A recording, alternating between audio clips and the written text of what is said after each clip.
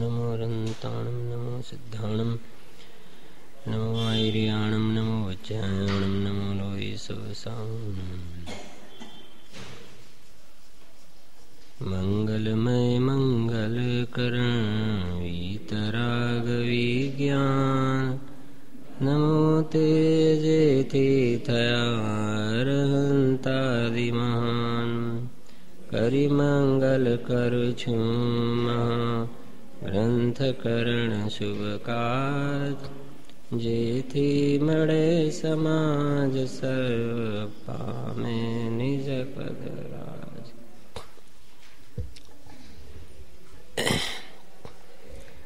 આચાર્ય કલ્પ પંડિત પ્રવર શ્રી ટોડરમલજી દ્વારા રચિત મોક્ષ માર્ગ પ્રકાશક ગ્રંથ છે. એમાં પહેલા અધિકારમાં કર્મ બંધન રોગનું નિદાન. આ જીવને અનાદિકાળથી કર્મનો સંબંધ છે. એવું નથી કે આત્મા પહેલા શુદ્ધ હતો અને પછી કર્મોનો બંધ થયો, એવું નથી. ફરીથી, પહેલા આત્મા શુદ્ધ હતો અને પછી કર્મનો બંધ થયો, એવું નથી.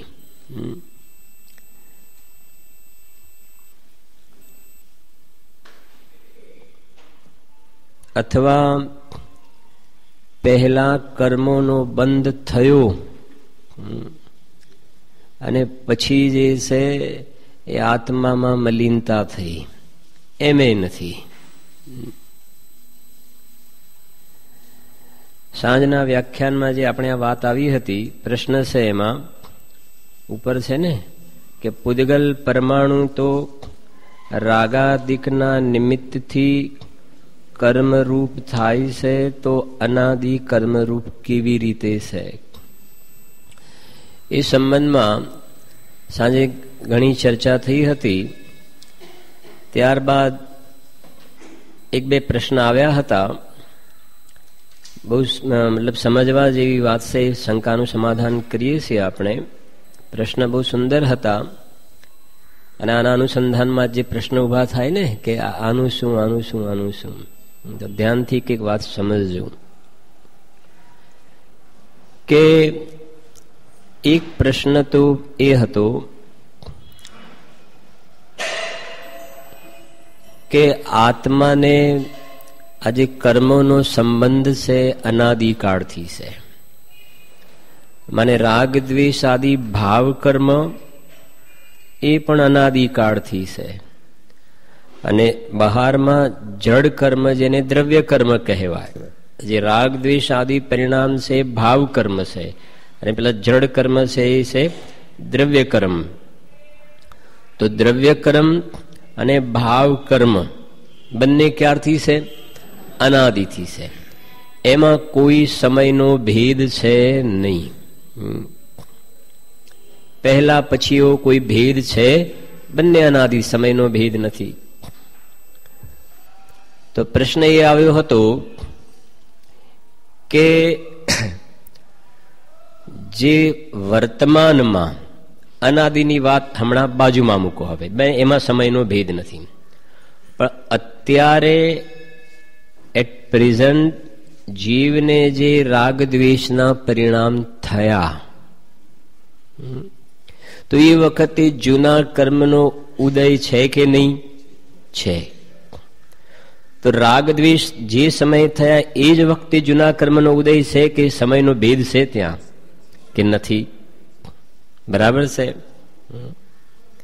અને અહીંયા જે મને જૂના કર્મનો ઉદય અને જે રાગ દ્વેષ થયા એમાં કોઈ સમયનો ભેદ નથી. હવે અહીંયા જે રાગ દ્વેષના પરિણામ થયા અને નવા કર્મનો શું થયો? બંધ થયો. એમાં કોઈ સમયનો ભેદ છે કે રાગ દ્વેષ થયા અને પછી થોડા ટાઈમ પછી કર્મનો બંધ થયો? એવો ભેદ નથી. પ્રશ્ન ખ્યાલ આવે ને? પ્રશ્ન સમજશો તો થોડું વધારે ક્લિયર થશે. અને અહીંયા જે રાગ દ્વેષના પરિણામ થાય છે, તો જૂના કર્મનો ઉદય નવા કર્મનો થયો બંધ અને અહીંયા થયા રાગદ્વેષના પરિણામ, ત્રણેયનો સમય તો કેવો છે? એક છે. પ્રશ્ન એ છે, પ્રશ્ન કે અનાદિકાળથી જે કર્મોનો સંબંધ કહ્યો, દ્રવ્ય કર્મ અને ભાવ કર્મ બંને અનાદિથી છે, સમયનો ભેદ નથી. તો અત્યારે જે નવા જે આ રાગદ્વેષ થાય છે અને જડ કર્મનો સંબંધ, રાગદ્વેષ અને જડ કર્મ પણ એમાં પણ સમયનો ભેદ ક્યાં છે? ખ્યાલ આવ્યો? ફરીથી અનાદિની જે વાત કરીએ છીએ ત્યાં દ્રવ્ય કર્મ અને ભાવ કર્મ વચ્ચે સમયનો ભેદ નથી. તો અત્યારે જે રાગદ્વેષ થાય છે અને જે કર્મનો ઉદય, એમાં પણ સમયનો ભેદ તો નથી. તો વાત સમજો કે સમયનો ભેદ ભલે ના હોય, સમયનો ભેદ નથી, બરાબર છે, પણ અહીંયા મીમાંસા એની ચાલે છે, જરા સમજજો કે એક સિદ્ધાંત આવ્યો, જે પહેલી લાઈન ઉત્તરમાં લખી છે ને, વાંચો ઉત્તરની પહેલી લાઈન. નિમિત્ત તો નવીન કાર્ય હોય તેમાં જ સંભવે. જયેશભાઈ સાંભળ જરા શાંતિથી. ચિરેનભાઈ, કાલ સાંજે પ્રશ્ન હતો ને? હા, સમય એક જ છે, ઓકે. હવે અહીંયા એક નિયમ છે કે નિમિત્ત તો નવીન કાર્ય હોય તેમાં જ સંભવે. નવીન કાર્ય તેમાં નિમિત્ત સંભવે. હવે જરા જોજો, અહીંયા જે પર્યાયમાં રાગ દ્વેષના પરિણામ અત્યારે થયા, એમાં નિમિત્ત કોણ છે? નિમિત્ત જૂના કર્મનો ઉદય. આટલે સુધી તો બરાબર છે. રાગદ્વેષ થયા એમાં નિમિત્ત છે જૂના કર્મનો ઉદય. હવે પંડિતજીએ નિયમ બનાવ્યો કે નિમિત્ત તો નવીન કાર્ય હોય તેમાં જ સંભવે. બરાબર? એટલે આ જે રાગદ્વેષના પરિણામ થયા એમાં નિમિત્ત પેલા જૂના કર્મનો ઉદય લીધો. એનો મતલબ આ રાગદ્વેષ કેવા થયા? નવા કે જૂના? નવા. નિમિત્ત તો નવીન કાર્ય હોય તેમાં સંભવે. લોજિક સમજજો. રાગદ્વેષ જે થયા એમાં નિમિત્ત લીધું ને તમે, કે શું? અત્યારે જે રાગદ્વેષ થાય છે એમાં શું નિમિત્ત છે? બોલો. જૂના ક્રમ નિમિત્ત છે. તો જૂના ક્રમ નિમિત્ત લીધા ને ત્યાં, એનો મતલબ રાગદ્વેષ કેવો થયો? નવો. સમય કેવો છે બંનેનો? એક. પણ રાગદ્વેષ કેવો થયો? નવો. એનો મતલબ એ થયો કે પહેલા રાગદ્વેષ નહોતા, નવું થયું ને. એનો અર્થ થયો કે પહેલા રાગદ્વેષ નહોતા. એનો અર્થ એ થયો કે પહેલા આત્મા શુદ્ધ હતો. સમજો?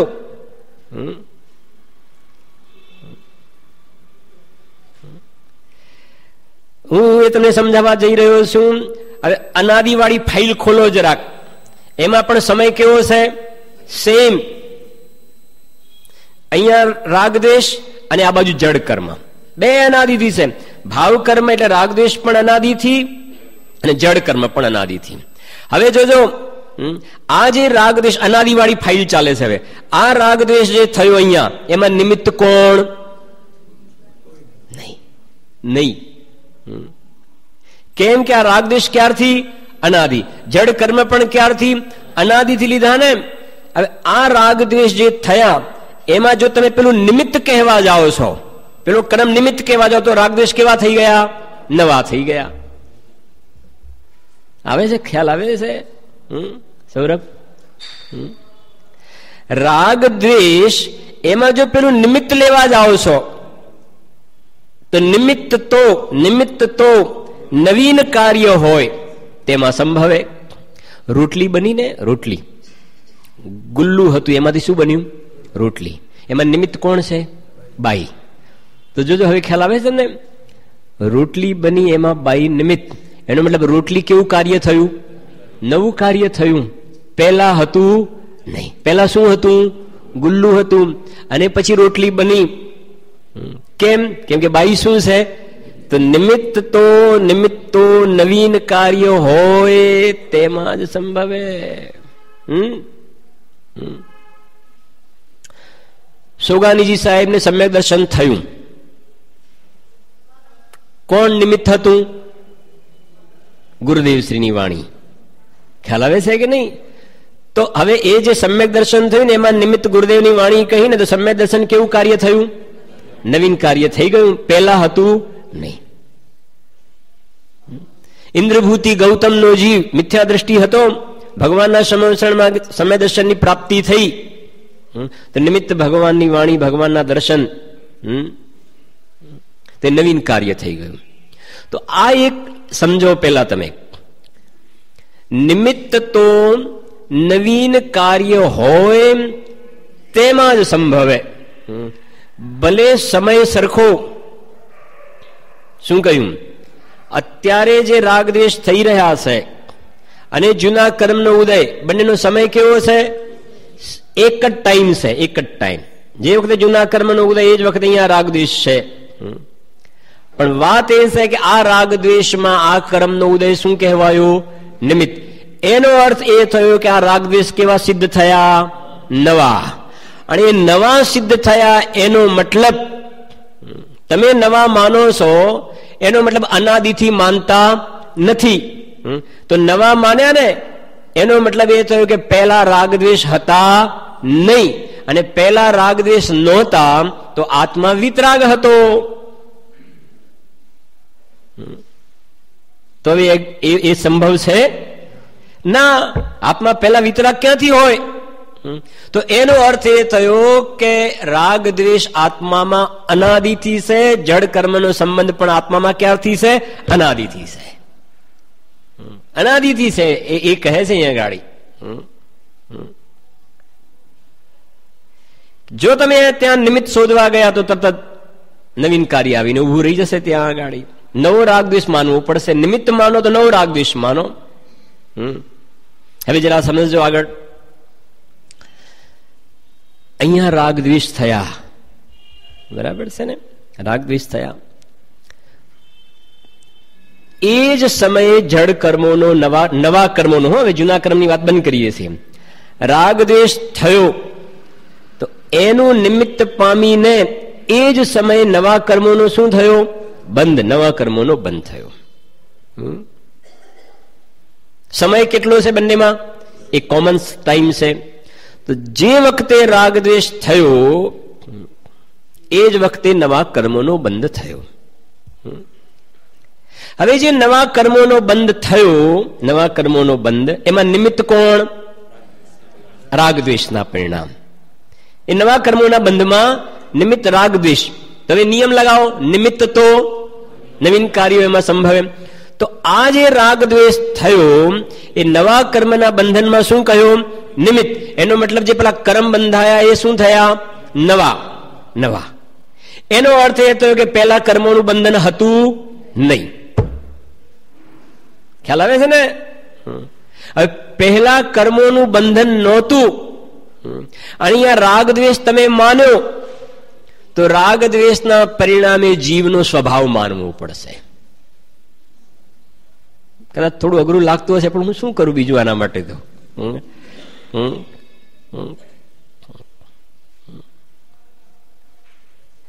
મને એક સિચ્યુએશન એવું ઊભું થાય છે કે કાં તો તમે આત્માને શુદ્ધ માનો અત્યારે, અને બીજું સિચ્યુએશન એ થાય છે કે કાં તો રાગ આત્માનો સ્વભાવ માનો.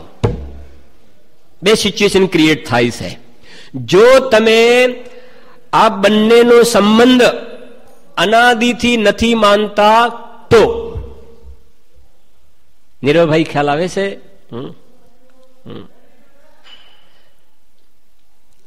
ભાવ કર્મ અને દ્રવ્ય કર્મ બંનેને જો તમે અનાદિથી નથી માનતા તો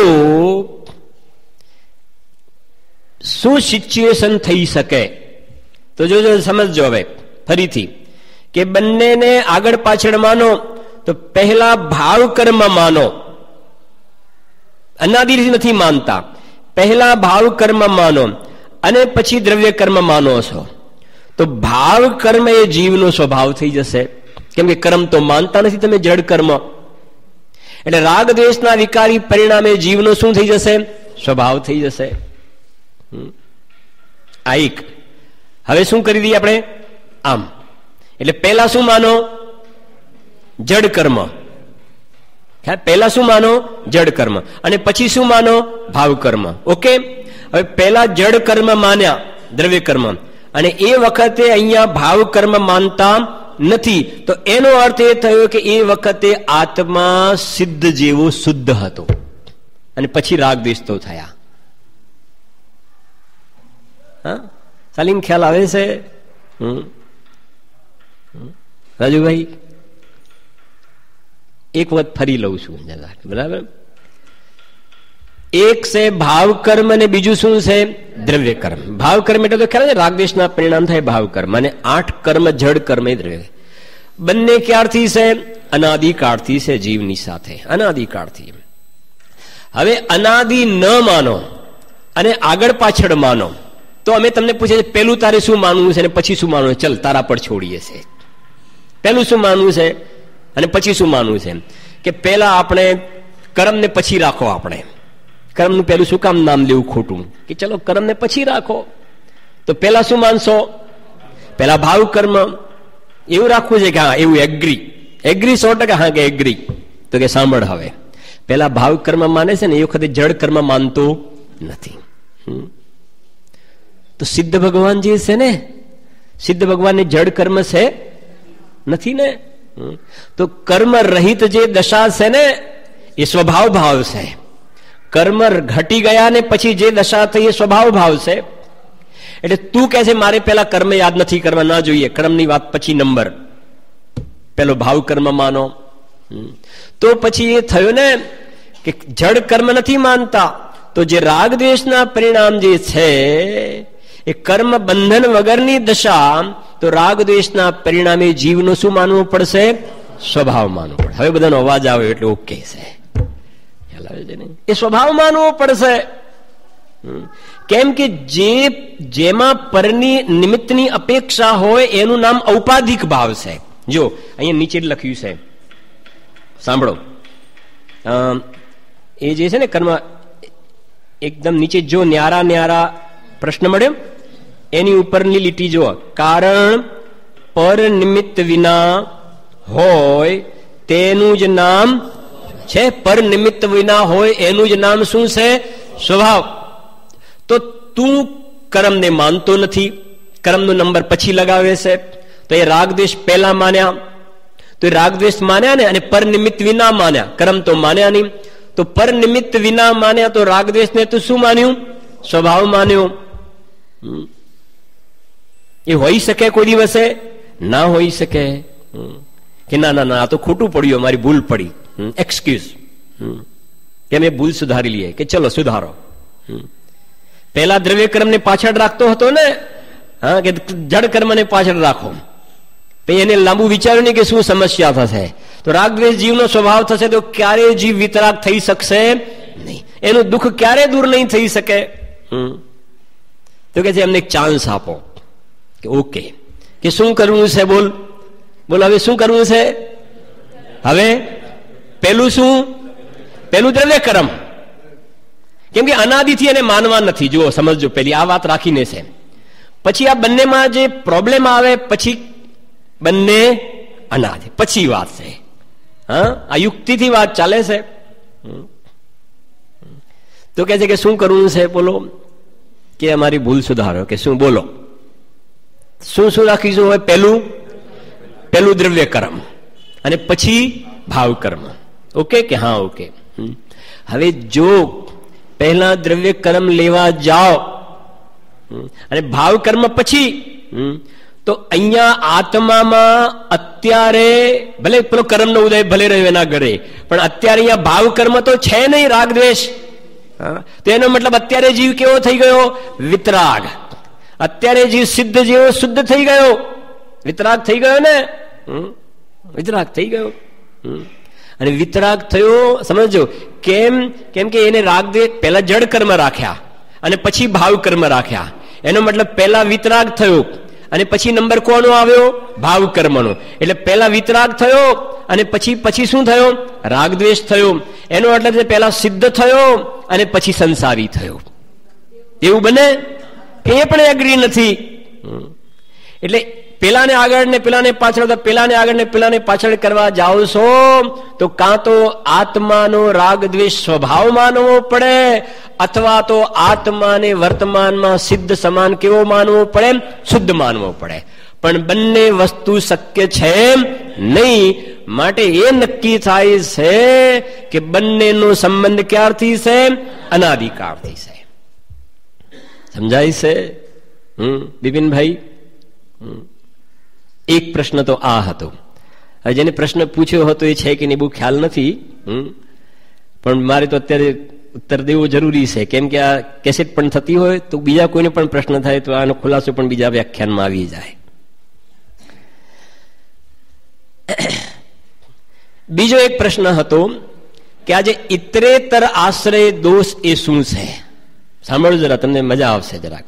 ઇતરેતર આશ્રય જે શબ્દ આવ્યો એનો જરાક થોડો વિશેષ ખુલાસો જરૂરી છે. ઇતરેતર આશ્રય દોષ, અહીંયા આવે ને, વાંચો જરાક, થોડું વાંચી લો. ઇતરેતર આશ્રય દોષ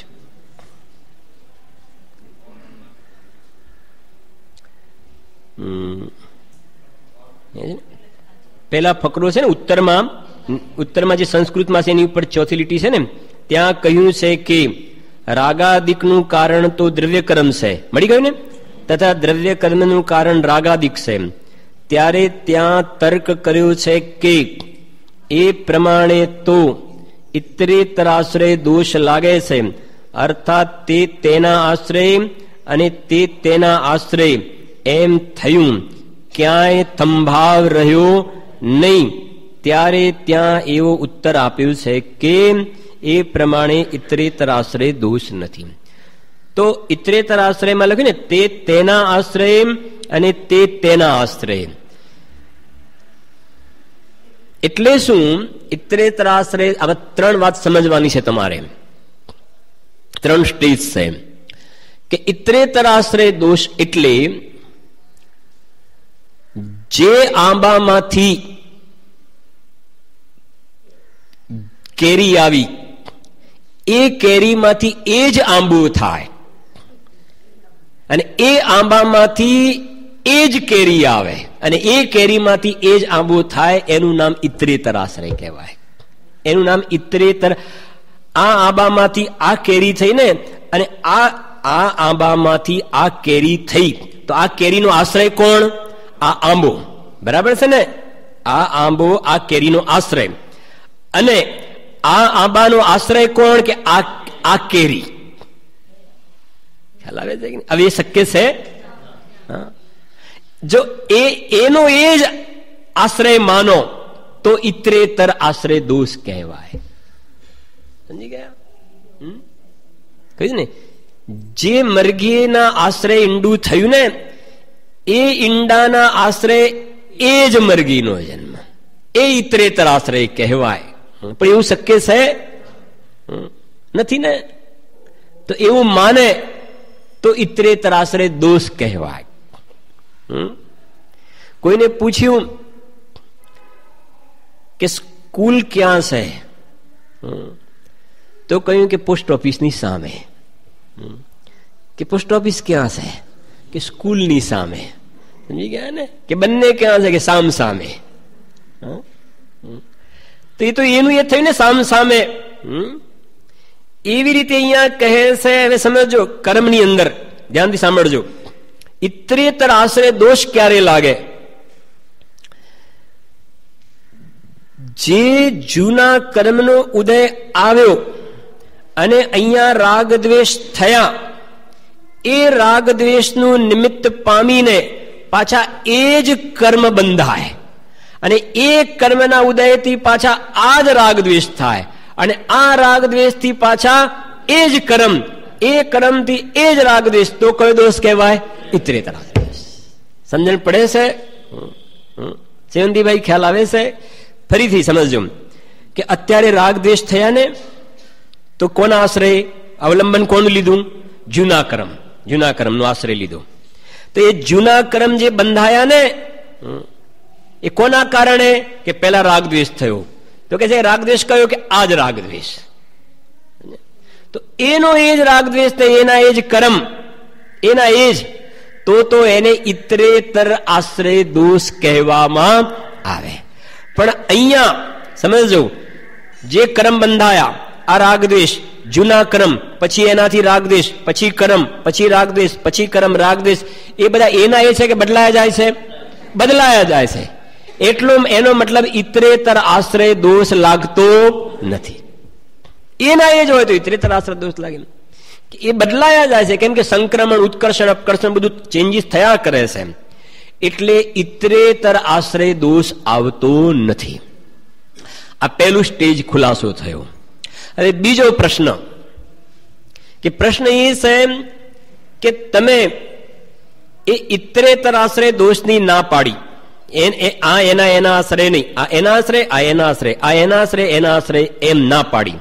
પણ તમે હવે આમ જાઓ, પેલું તો સામે થઈ ગયું એનું એ જ, પણ તમે આમ જાઓ, હવે જિગજેગ જાઓ, કે આ ભાવ કર્મ, પછી દ્રવ્ય કર્મ, ભાવ કર્મ, દ્રવ્ય કર્મ, ભાવ કર્મ, દ્રવ્ય કર્મ, ભાવ કર્મ, દ્રવ્ય કર્મ, એમ તમે જતા જાઓ, બરાબર છે ને? આમ તો આગળ છેલ્લે જતા જાઓ તો છેવટે ક્યાંય થંભાવતો રહ્યો નહીં. ચલો ઇતરેતર આશ્રય દોષ કેન્સલ, નથી માનતા, એ વાત એગ્રી. પણ તમે જે રીતે કહેવા માંગો છો એ રીતે ચલો. જયેશભાઈ ખ્યાલ આવે છે?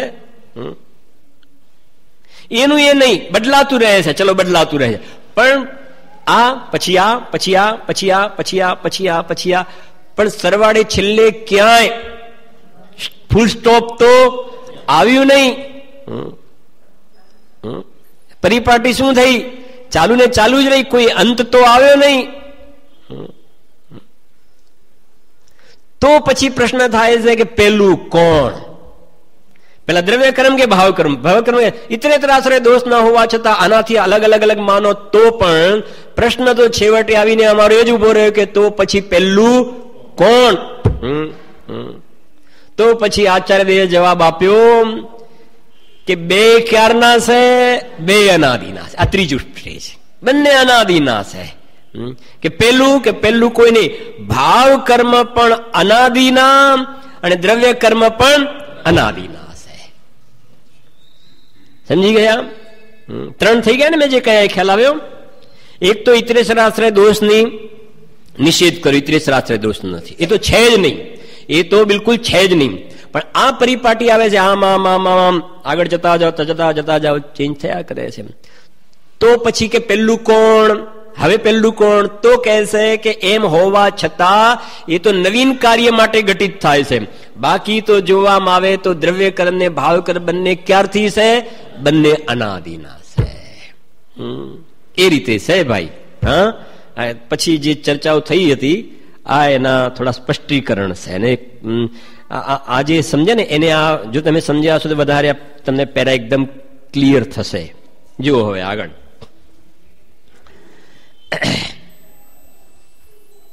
હવે પ્રશ્ન કરે છે આગળ. જો અહીંયા છે ને પ્રશ્નની ઉપરની ત્રણ લાઈન છે ને, જો કર્મ નિમિત્ત વિના, મળ્યું? જો કર્મ નિમિત્ત વિના જીવને પહેલા રાગાદિક કહીએ તો રાગાદિક જીવનો એક સ્વભાવ થઈ જાય. કારણ પર નિમિત્ત વિના હોય તેનું જ નામ સ્વભાવ છે. માટે કર્મનો સંબંધ અનાદિ જ માનવો. બંનેનો સંબંધ ક્યારથી માનવો? અનાદિથી માનવો. હવે કહે છે, પ્રશ્ન છે, જો ન્યારા દ્રવ્ય છે તો અનાદિથી તેનો સંબંધ કેમ સંભવે? હજુ એ મતલબ ટોટલમાંથી સ્વયં પ્રશ્ન ઉઠાવે છે.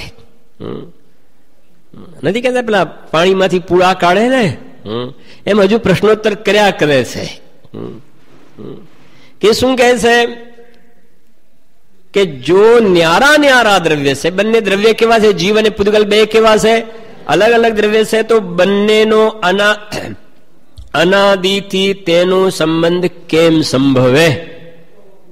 સમાધાન એનું જોજો. હવે જેમ મૂળથી જ જળ અને દૂધનો, સુવર્ણ અને કિટ્ટિકનો, તુષ અને કણનો, તેલ અને તલનો અનાદિ સંબંધ જોવામાં આવે છે, તેનો નવીન મેળાપ થયો નથી, તેમ જીવ અને કર્મનો સંબંધ પણ અનાદિથી જ જાણવો. શું કહેવા માંગે છે અહીંયા? પરંતુ તેનો નવીન મેળાપ થયો નથી. શું કહે છે અહીંયા? કે જેમ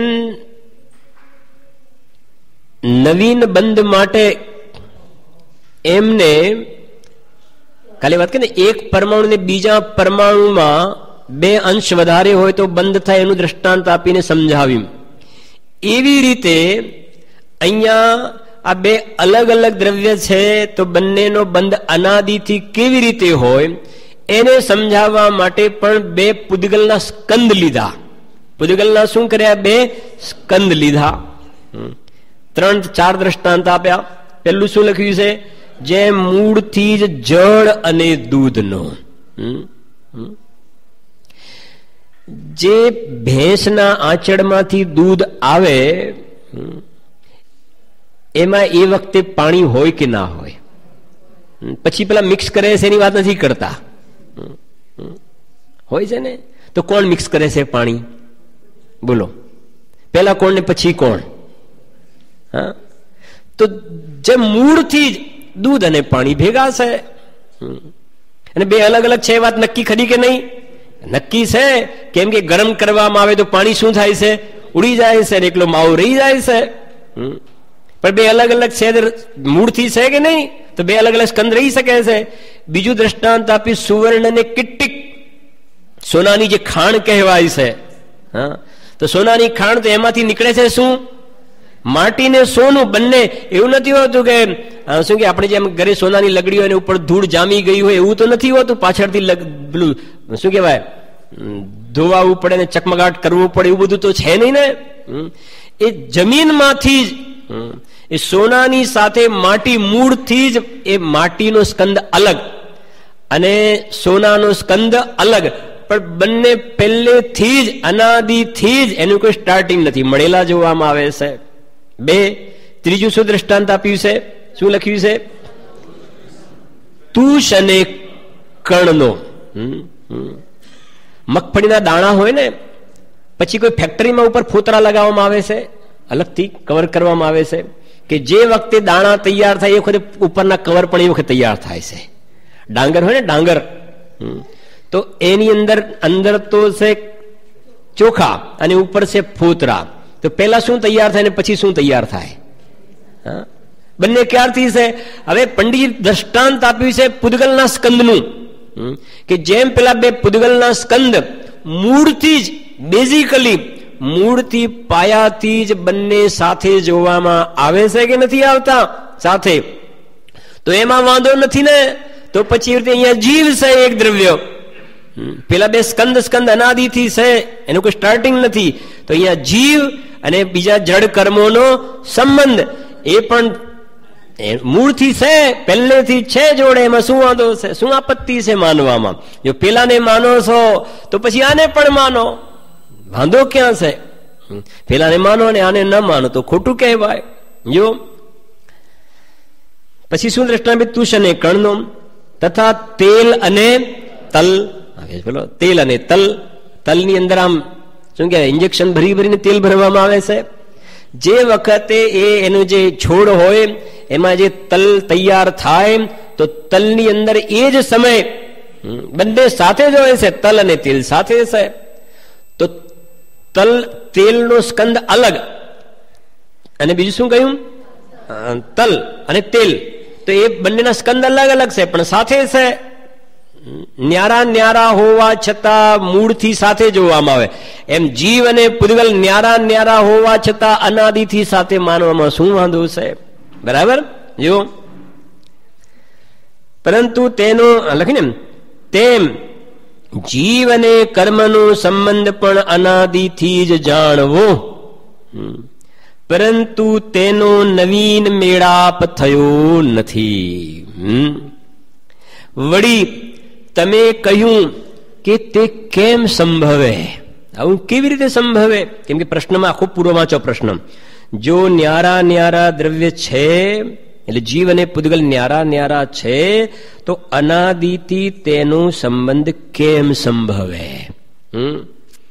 તો એ કહે છે અહીંયા, તમે કહ્યું કે તે કેમ સંભવે, પણ અનાદિથી જેમ કોઈ જુદા દ્રવ્યો છે, તેમ કોઈ મળી રહેલા દ્રવ્યો પણ છે, એટલે એવા સંભવમાં કોઈ વિરોધ તો ભાસતો નથી. શું કહેવા માંગે છે? ખ્યાલ આવે છે કે અનાદિથી જેમ કોઈ જુદા દ્રવ્યો છે, તેમ કોઈ મળી રહેલા દ્રવ્યો છે, એટલે તેના સંભવમાં કોઈ વિરોધ તો ભાસતો નથી. શું કહે છે અહીંયા કે જે દૂધ અને પાણી એ અનાદિથી મળેલા જ જોવામાં આવે છે. સોનું અને માટી અનાદિથી મળેલા જ જોવામાં આવે છે. તો જગતમાં એવા પણ દ્રવ્યો છે કે નહીં કે જે એકલા જ હોય? એવા પણ હોય કે ના હોય? જેમ પેલા મળેલા જોવામાં આવે છે, એમ એકલા પણ જોવામાં આવે કે ના આવે? તો હું જસ્ટ તમને કહું, દૂધની સાથે તો પાણી જોવામાં આવે છે, પણ ઉપરથી પહાડ ઉપરથી પાણીનું ઝરણું વહેતું હોય તો પાણી એકલું હોય છે કે નથી હોતું? હોય છે. શું વાંધો છે? શું વાંધો છે એની અંદર? જે સોનાની ખાણ હોય એની અંદર તો સોનું અને માટી મૂળથી હોય છે, પણ જ્યાં સોનાની ખાણ નથી, એકલી અહીંયા ખોદકામ કરો 4-5 મીટર 10 મીટર, તો એમાંથી ખાલી શું નીકળશે? ખાલી માટી જ નીકળે. તો એકલી માટી હોવામાં પણ શું વાંધો છે? તો ભેગા હોવામાં પણ વાંધો નથી, એકલા જુદા હોવામાં પણ કોઈ વાંધો નથી.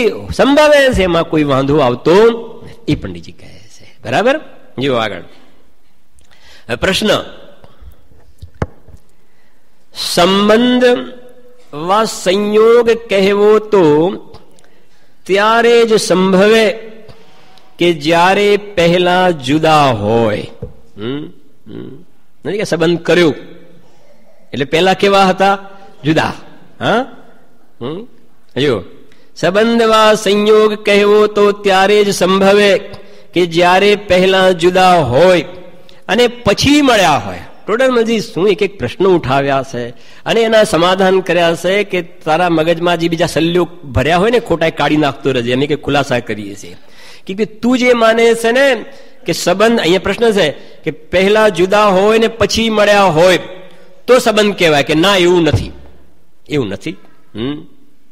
જો સંબંધમાં સંયોગ તો કહેવો ત્યારે સંભવે કે જ્યારે પહેલા જુદા હોય ને પછી મળ્યા હોય, પણ અહીં અનાદિકાળથી મળેલા જીવ અને કર્મોનો સંબંધ કેમ કહ્યો?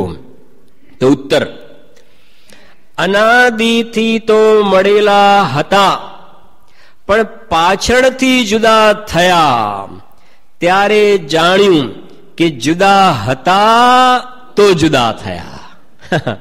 સમજાય છે? હા, ખ્યાલ આવ્યો કે ના? જુદા હતા ને તો જુદા થયા. તો જુદા થયા એનો મતલબ પેલા શું હતો? સંબંધ હતો. કોઈનો સંબંધ પછી થયો. કેમ કે આને એવું રાખ્યું છે કે પહેલા જુદા હોય અને પછી શું થયું? ભાઈ દૂધ આવીને એમાં પાણી મિક્સ કર્યું તો પાણી મેળવ્યું કહેવાય. પણ પહેલેથી પાણી દૂધ કેવી રીતે? કે એમાંથી પાણી નીકળી જાય છે ને અને દૂધ રહી જાય છે, માટે નક્કી થયું ને દૂધ અને પાણી પહેલા પણ કેવા હતા? બે સિચ્યુએશન થયા ને. એક તો ઘરે દૂધ આવ્યા પછી એમાં ચા બનાવવા માટે થોડુંક પાણી રેડ્યું, એ નવું મેળવ્યું એટલે સંબંધ કર્યો. પણ હવે એ તો લાગે કે ભાઈ આ હતું ને આમાં મેળવ્યું તો સંયોગ થયો, પણ જ્યારે બિલકુલ ફ્રેશ દૂધ આવ્યું તો એ વખતે સંબંધ ખરો કે નહીં પાણીનો? કે કેવી રીતે ખબર પડી કે બધે પાણીનો સંબંધ હતો? કે એમાંથી પાણી શું થયું? દૂર થયું, માટે નક્કી થયું કે પહેલેથી એમાં પાણીનો શું સંબંધ હતો. એમ અત્યારે નવા કર્મોનો આવવું થયું એ તો નવો બંધ થયો, નવો બંધ થયો.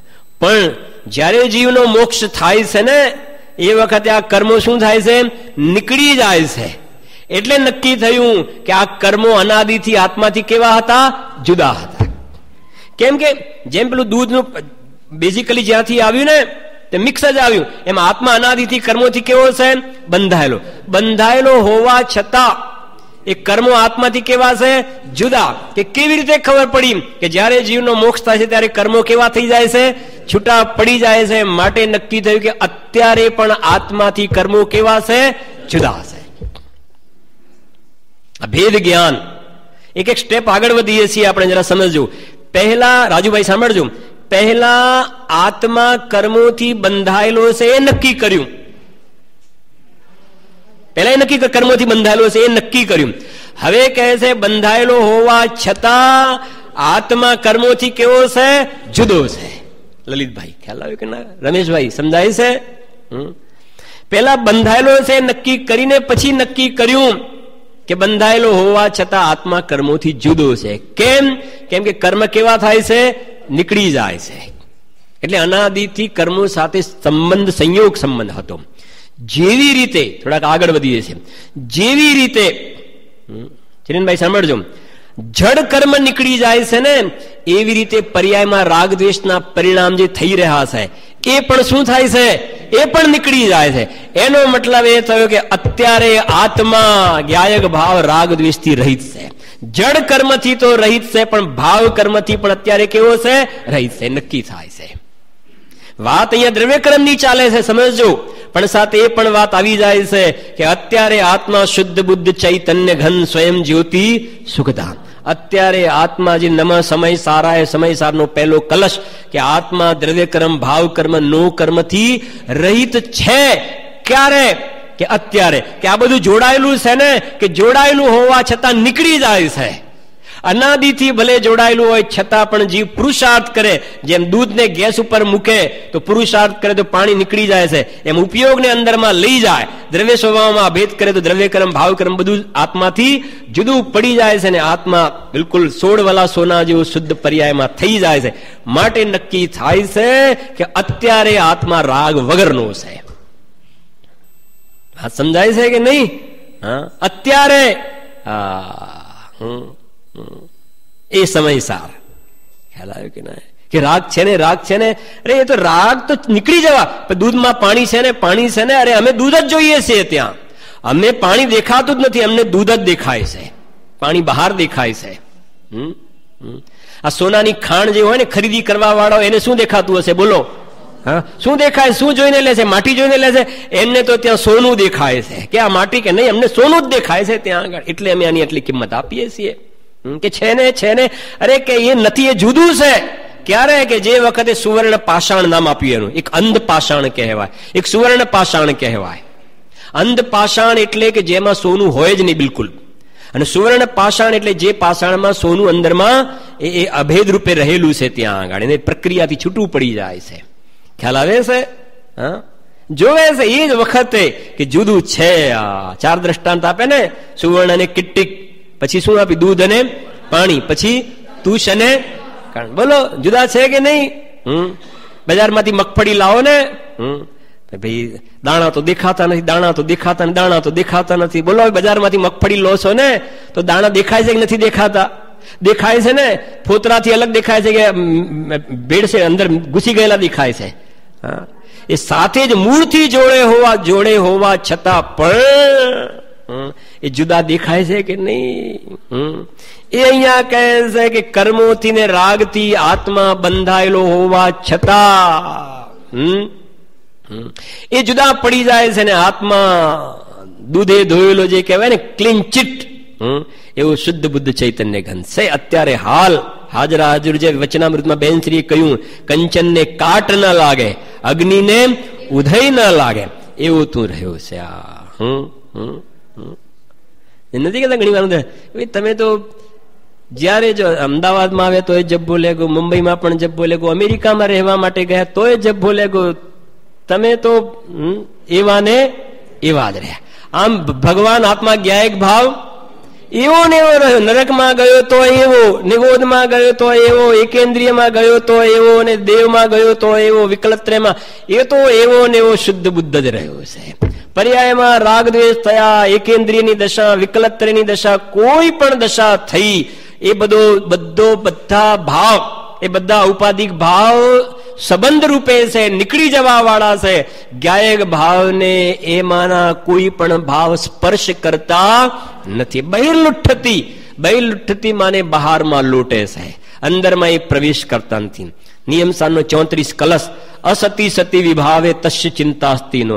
આ રાગાદી વિકારી પરિણામ બહારમાં લૂંટે છે, અંદરમાં પ્રવેશ કરતા નથી. હો તો હો, મને એના નાશની ચિંતા નથી. એ છે હેલો એ છે જો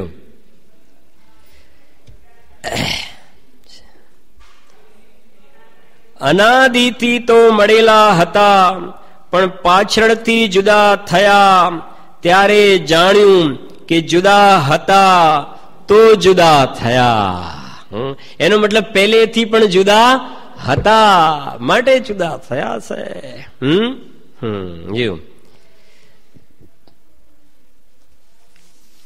માટે જોવે જુદા હતા માટે પહેલા પણ જુદા લખે. જો માટે પહેલા પણ જુદા જ હતા. આ સમયસર આવ્યું કે ના આવ્યું? પહેલા પણ જુદા હતા. ક્યારે સેવંતીભાઈ? ક્યારે પહેલા એટલે? અત્યારે આપણી પર્યાયમાં રાગદ્વેષ છે કે નહીં? પર્યાયની વાત કરી રહ્યું છે. રાગદ્વેષ છે કે નહીં? છે. બરાબર છે ને? તો જે વખતે રાગદ્વેષ છે એ વખતે હું રાગદ્વેષ વગરનું છું કે નહીં? છું ને. કેવી રીતે ખબર પડી? કે એ અહીંયા લખે છે કે આ રાગદ્વેષ તો નીકળી જાય છે, એનો અર્થ એને હું રહી ગયો. એનો મતલબ કે અનાદિથી આત્મામાં રાગદ્વેષનો પ્રવેશ થયો જ નથી. ઉપર ઉપર તરે છે, જે કહ્યું ને ઉપર ઉપર તરે છે, અંદરમાં પ્રવેશ નથી થયો. એ આમાં હવે સમયસારમાં મોક્ષ અધિકારમાં વ્યવહારા ભાષી એમ કહે છે કે તમે અત્યારે આત્માને શુદ્ધ કેમ કહો છો? પેલા વ્યવહાર દ્વારા આત્માને શુદ્ધ કરીએ અને પછી શુદ્ધ આત્માનું અવલંબન લઈએ. ત્યારે કહ્યું એમ નથી. જે વખતે પર્યાયમાં રાગદ્વેષના પરિણામ છે એ જ વખતે આત્મા શુદ્ધ છે. જે શુદ્ધ જાણે આત્મને તે શુદ્ધ આત્મ જ મેળવે. કથા છે આમાં. જો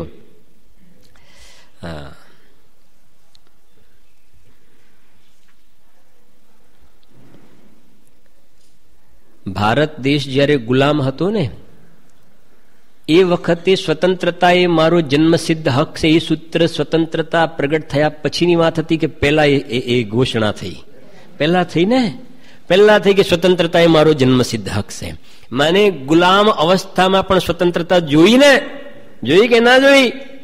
તો સ્વતંત્રતા આવીને ઉભી રહી ગઈ પર્યાયની અંદર.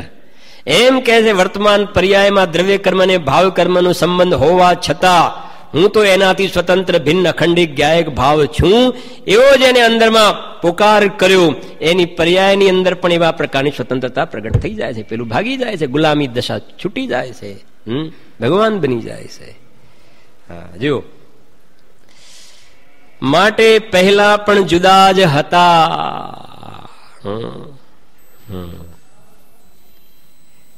ગુરુદેવ શ્રી એના માટે બહુ સરસ દ્રષ્ટાંત આપે છે. બધાના જૂના ગામડામાં જે મકાન હશે એની અંદર લગભગ આવું જ હશે કે બે ભાઈઓના ઘર હોય ને. હવે તમને કદાચ ખ્યાલ આવ્યો છે, ઘણા ગુરુદેવની સીડી જે સાંભળતા હશે ને.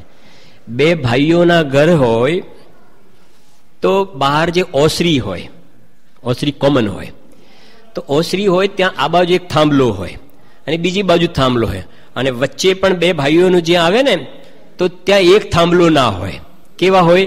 આમ ભેગા હોય, આમ ભેગા હોય પણ બે બનાવ્યા હોય. ખ્યાલ આવે ને? આ બાજુનું પછી આ અહીંયા મિક્સ હોય, અને વચ્ચે એક નાની લીટી જેવું પણ આમ એક રાખેલું હોય, આમ એ ડિઝાઇનિંગ ની અંદર. ખ્યાલ આવે છે? અને પછી આ બાજુ હોય. અને પછી થોડાક વર્ષો પછી વચ્ચે દિવાલ પણ ચણાઈ જાય. અને ક્યારે સંભવત હશે કે જયારે લગ્ન થઈ જાય, જ્યાં સુધી ભાઈઓના લગ્ન ના થાય ત્યાં સુધી પ્રશ્ન નથી થતો. ખ્યાલ આવે છે ને? ખ્યાલ આવે છે? તો પછી જે દિવાલ ચણાય છે ને, તો ગુરુદેવ કહે છે કે એ તો ખ્યાલ છે પહેલેથી કેવા હતા, પહેલેથી જુદા હતા જ. સમજાય છે કે નહીં? હા, હવે દિવાલ થઈ એટલે જુદા થયા, બાકી પહેલેથી એ જે રાખ્યું છે ને વચ્ચે આમ જુદા જ હતા. એમ અહીંયા કહે છે રાગ અને જ્ઞાન પહેલેથી કેવા છે, જુદા જ છે. અને જ્યાં અંદરમાં પ્રજ્ઞા છેણી પટકી તો એ વખતે બંને જુદા થઈ ગયા. રાગનું ઘર અલગ અને મારું ઘર અલગ છે. એમ છે.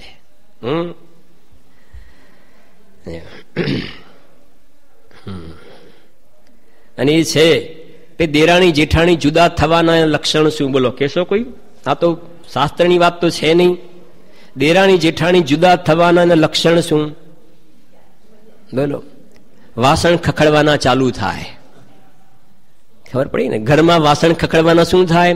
ચાલુ થાય એટલે ખ્યાલ આવે કે થોડાક ટાઈમ પછી દેરાણી જેઠાણી શું થશે?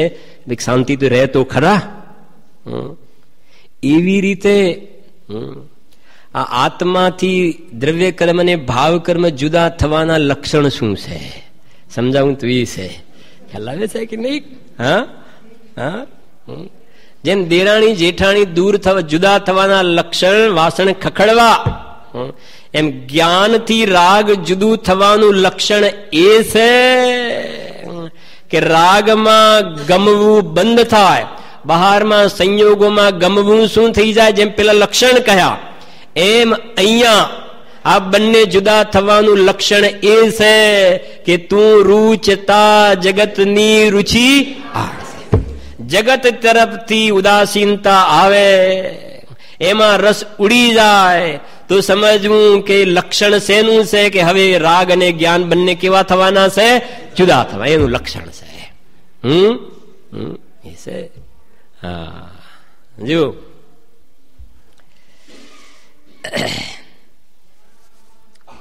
એ પ્રમાણે હા માટે પહેલા પણ જુદા જ હતા. એ પ્રમાણે અનુમાન વડે વા કેવલ જ્ઞાન વડે તે પ્રત્યક્ષ ભિન્ન ભાસે છે. તે એટલે કોણ? તે એટલે આ જડ કર્મ અને રાગ પણ લઈ લો. જડ કર્મ અને રાગ અનુમાન વડે, કેવલ જ્ઞાનમાં તો જુદા જણાય છે, એમાં ક્યાં મોટો પ્રશ્ન નથી, એ મોટો ઇસ્યુ નથી. કેવલ જ્ઞાનમાં તો રાગ અને જડ કર્મ જુદા જણાય છે અને એને તો જુદા થઈ પણ ગયા છે, જણાય પણ છે. પણ આપણા પણ અનુમાન જ્ઞાનમાં, અનુમાનથી આપણે, અનુમાન એટલે ખરા ને, અનુમાન કરી શકીએ ને. જેમ સિગ્નલ પડ્યું હોય તો આપણે અનુમાન કરીશું કે હવે ટ્રેન શું થશે? આવશે. ખ્યાલ આવે છે? અનુમાન કરીએ છીએ ને આપણે કોઈ પણ વસ્તુનું. ભાઈ ધુમાડો નીકળતો હોય તો આપણે અનુમાન કરીશું ત્યાં શું હોવું જોઈએ? અગ્નિ હોવી જોઈએ. એમ આપણને અનુમાન દ્વારા પણ ખ્યાલ આવે છે કે આ જડ કર્મ અને રાગ મારાથી કેવા છે? જુદા છે. અનુમાનથી પણ ખ્યાલ આવે છે અને કેવલ જ્ઞાનમાં પણ પ્રત્યક્ષ જુદું જણાય છે. બરાબર? મને જુઓ, આનું નામ છે વિધિપૂર્વક નિષેધ. રમેશભાઈ, વિધિપૂર્વક નિષેધ એટલે શું? સ્થાપના કરી અને પછી એનો નિષેધ કરવામાં આવે. આનું નામ શ્યાદવાદ છે. આનું નામ શ્યાદ. પહેલા તમે કર્મોના બંધનની સ્થાપના કરી, એક ક્ષેત્ર આવ્યા છે. પર્યાયમાં રાગ દ્વેષની સ્થાપના કરી, સ્થાપના કરીને પછી એનો નિષેધ કરો કે સ્થાપના છે, તાવ મારામાં છે શરીરમાં, એ સ્થાપના કરી અને પછી દવા લઈને તાવને શું કર્યો?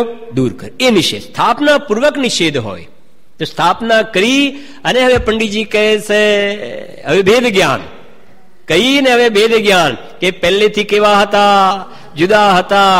અનુમાનથી પણ ખ્યાલ આવે છે.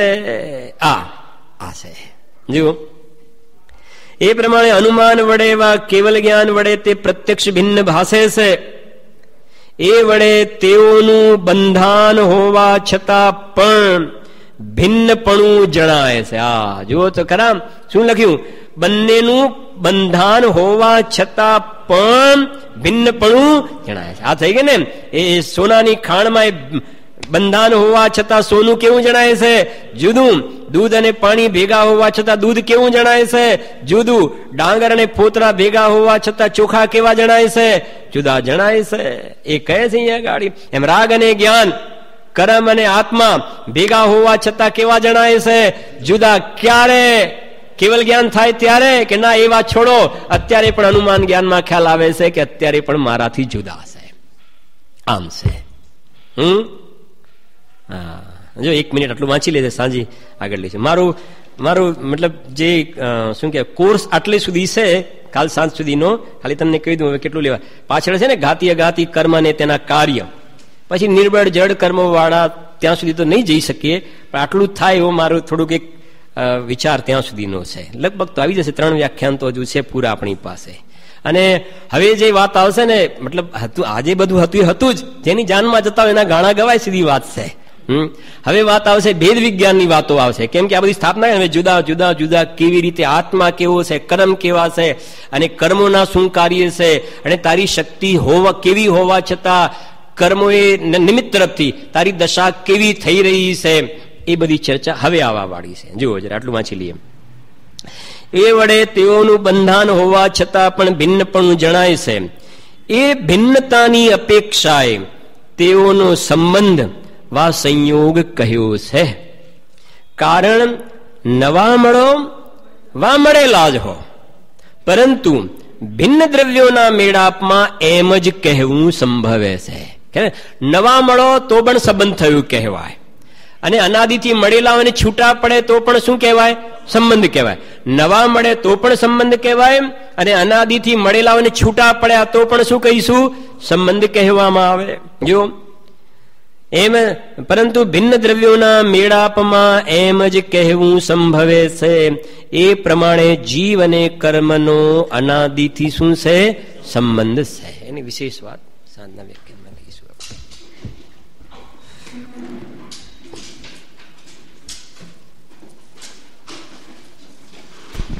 ચિનોની સ્તુતિ.